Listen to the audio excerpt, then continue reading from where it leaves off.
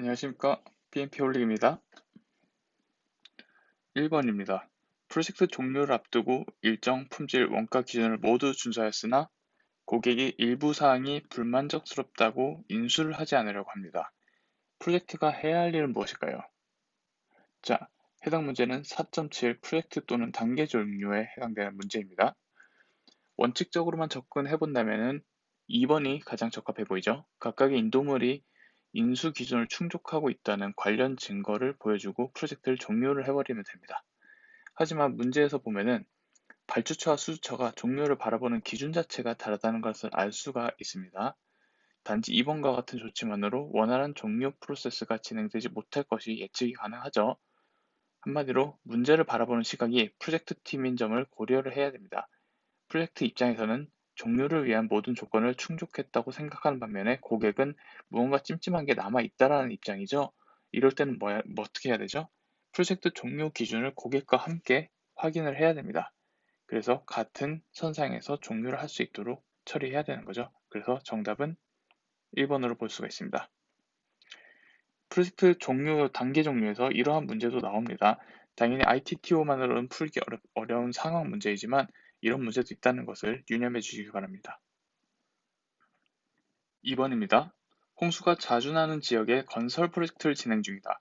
프로젝트에서는 위험 방지를 위해 보험에 가입하였다고 합니다. 다음 중 어떠한 대응 방안에 해당할까요? 관련 프로세스는 11.5 리스크 대응 계획 수립입니다. 부정적 리스크 대응 방안에 대한 문제는 매번 출제되고 있죠. PMBOK나 해설서에 있는 각종 대응 방안에 대한 사례를 정확하게 학습을 해보길 권장을 드립니다. 이 문제에서 키워드가 뭐죠? 보험이죠. 보험을 들어서 위험을 처리하는 것은 우리 바로 전가죠. 대응 방안, 위협, 기회에 대한 대응 방안 각각 나와 있습니다. 특히 우리 정가, 보험, 예시로 아주 정확하게 나와 있죠. 이 각각의 대응 방안에 대해서는 암기할 수 있을 정도로 많이 봐두시기 바랍니다. 3번 킥오프 미팅에 주요 이해관계자가 참여하지 않았다고 합니다. 불참한 이해관계자를 위한 별도 보고를 위해 준비해야 할 주요한 사항은 무엇일까요? 자, 해당 문제는 4.2 프로젝트 관리 계획서 개발과 관련된 프로세스입니다. PMBOK에는 프로젝트 규모에 따른 킥오프 미팅 시점은 있지만 킥오프 미팅 시에 포함되어야 할 내용은 제시하고 있지 않습니다. 그래서 세 가지 접근 방법으로 볼 수 있는데요. 첫 번째는 기획 프로세스의 마지막 단계, 즉 실행 프로세스의 초기 단계와 관련된 프로세스의 산출물을 검토해 보는 것이고, 두 번째는 우리 프로젝트 헌장에 포함된 항목 수준에 맞는 것을 찾아보는 것이고, 세 번째는 프로젝트 팀 레벨이 아니라 고객 레벨, 이 고객 레벨에서 함께 확정돼야 할 사항을 찾아내는 것이 접근 방법으로 볼 수 있습니다. 그래서 저는 두 번째 프로젝트 헌장, 이 헌장 레벨에 맞는 것을 찾아보려고 하는데요.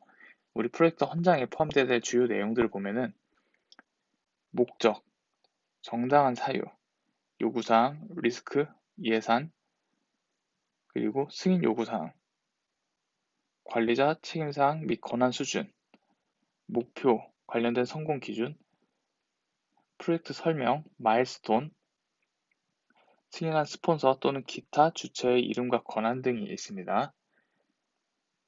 해당 문제를 봤었을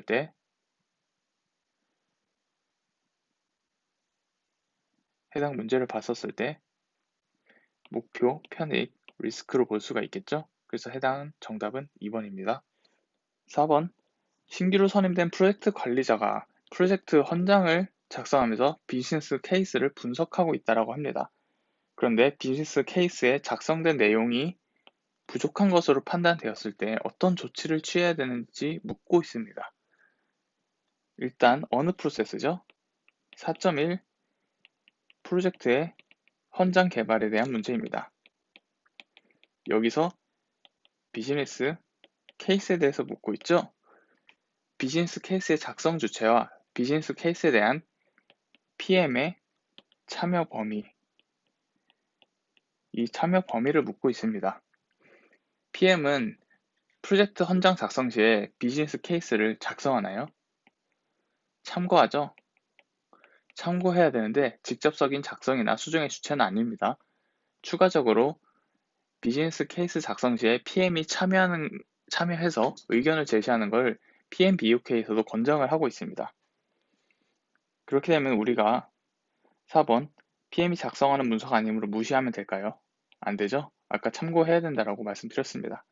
당연히 직접 수정하는 것도 안 되죠. 그렇기 때문에 정답은 2번으로 볼 수 있습니다. 추가적으로 비즈니스 케이스에 대해서 조금 더 보면은 비즈니스 요구와 원가 편입 분석을 통해서 제공이 되는데 반드시 종료까지 수행이 되는 것은 아니죠. 조직의 비즈니스가 변화하고 투자 대비 효과가 없다고 하면 종료되는 경우도 있습니다. 그리고 프로젝트 관리자는 뭘 해야 되죠? 프로젝트가 효과적으로 조직 목표와 이해관계자 요구사항을 충족하고 있는지를 지속해서 확인하고 보고해야 되는 의무가 있습니다.